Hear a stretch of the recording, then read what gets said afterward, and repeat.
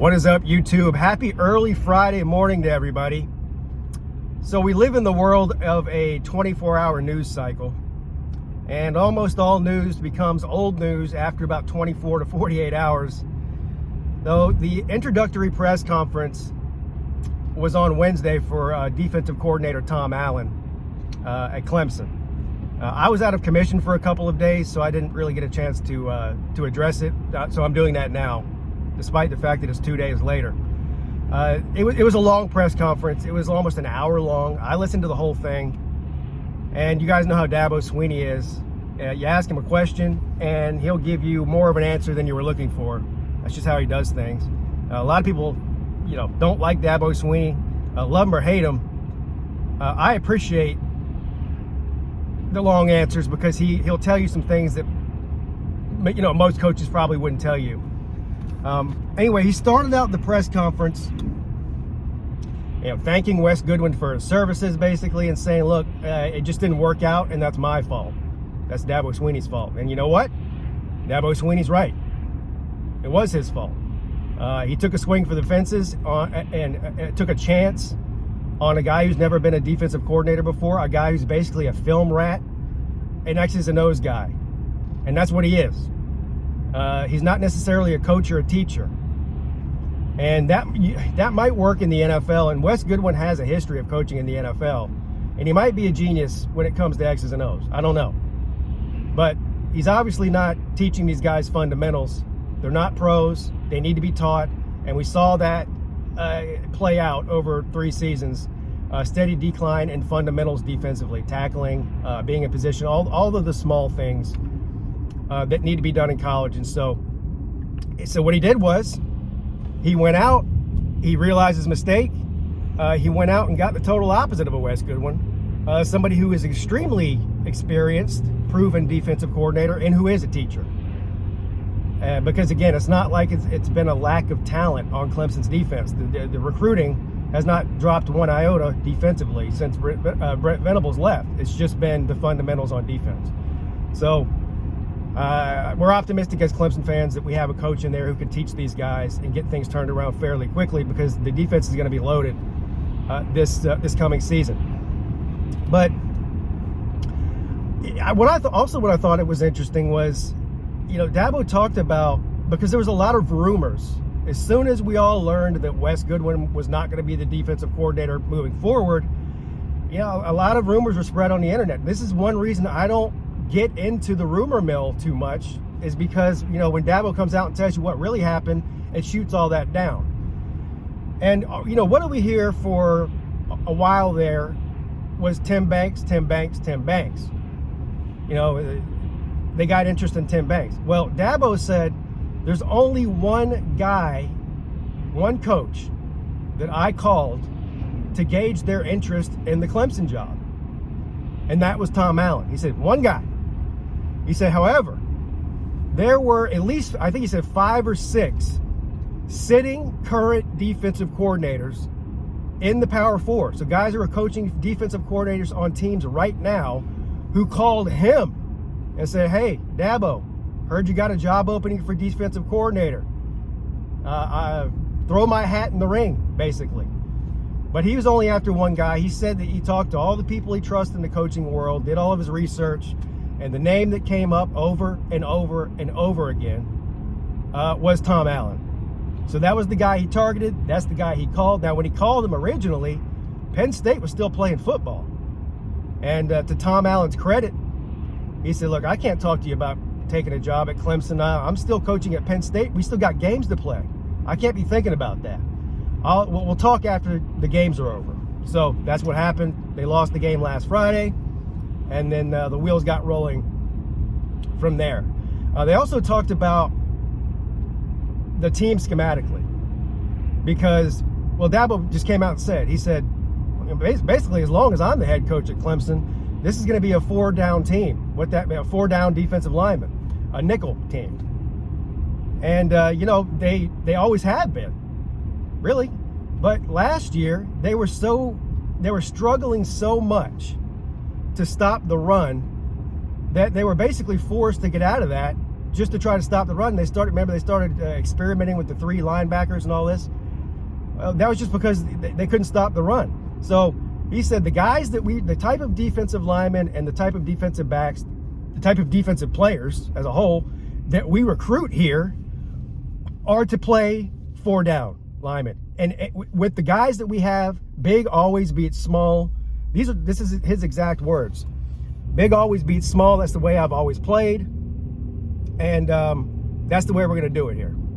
So that, to me, that was kind of a shot at Wes Goodwin. He's like, hey, man, the coaching was so bad on the defensive side of the ball that we had to get out of what we do and away from how we recruit just to try to stop the run. And obviously it still didn't work. So credit to him for that as well. Another interesting thing was that, he talked about, and this is something that affects everybody with the new rule change with, all coaches being able to coach. It can switch up the way that you do your recruiting. And he mentioned that he talked to a bunch of other coaches about this, and a lot of them are going to be doing the same thing that Clemson's doing. So this isn't exclusive to Clemson, but it's still interesting that this is a new approach that a lot of teams, if not most teams, are going to be taking, is that Tom Allen and Garrett Riley will not be on the recruiting trail. They're going to stay with the team. And I think that's a good thing. I mean, I don't know. I guess we'll see how it plays out. But he also mentioned that he'll have himself and some position coaches, and then Ben Boulware and Taj Boyd on the recruiting trail. Now you'd say, why would they send Ben Boulware and Taj Boyd, one offensive guy, one defensive guy, on the recruiting trail? And the reason is because both those guys played at Clemson. They're both legends at Clemson. And so you have Dabo Swinney, who's the head coach, obviously. You have position coaches that go out and recruit the football side of it. And then you have 2 Clemson legends to go out there and pitch Clemson, the Clemson experience, so to speak. All the things other than just football, because they have experience. They went to school there. They played there. They know the experience. So that's his strategy. We'll see how it works out. I mean, some people are kind of like, I don't know, how this whole thing,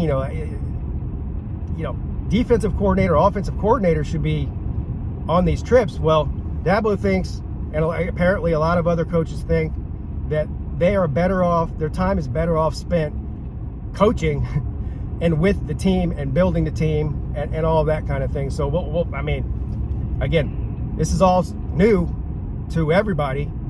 So we'll see how it plays out. Now, when it comes to the questions for Coach Allen, I mean, a lot of the things that you would expect, but I did think it was interesting that he talked about, when you get a call, when he got a call from Dabo Swinney, it was a call that he never expected to get. And that, despite what a lot of fans think, we all have our opinions of Dabo and the projection of the Clemson program in a fan's mind. You always hear saying, "Oh, Clemson's going downhill." They had their glory days. Dabo's a sinking ship. Blah blah. All that bullshit. Well, that may be what some fans think or want to think, but in the coaching world, that's not true. And he said so much. He said, in the coaching world, Dabo's name holds a lot of weight. And it's hard to say no. And this is why you see a lot of coaches, like Dabo said, calling him to throw their own name in the ring for the job instead of him having to call them.